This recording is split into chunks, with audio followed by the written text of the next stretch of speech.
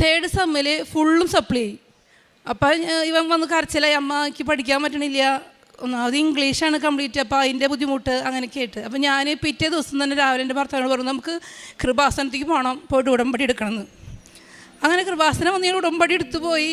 പിന്നീട് അവൻ്റെ സപ്ലി എക്സാമിന് ഞങ്ങൾ ഉപ്പ് കൊടുത്തയച്ചിരുന്നു.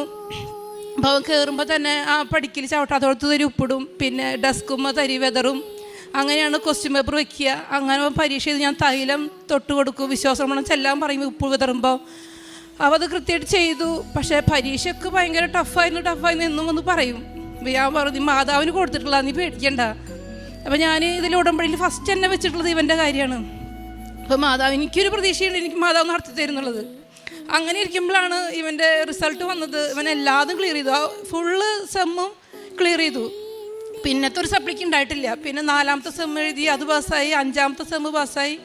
പിന്നെ ഇൻറ്റേൺഷിപ്പിൽ അവന് പൂനെക്ക് കിട്ടി. മൊത്തം 11 സപ്ലി അവൻ ഒറ്റ തവണയിൽ ക്ലിയർ ചെയ്തു. മാതാവിനും ഈശോയ്ക്കും ഒരുപാട് നന്ദി പറഞ്ഞു. ഞാൻ അപ്പോഴാണ് എനിക്ക് മനസ്സിലായത് മാതാവ് ഉണ്ട് എന്നുള്ളത്.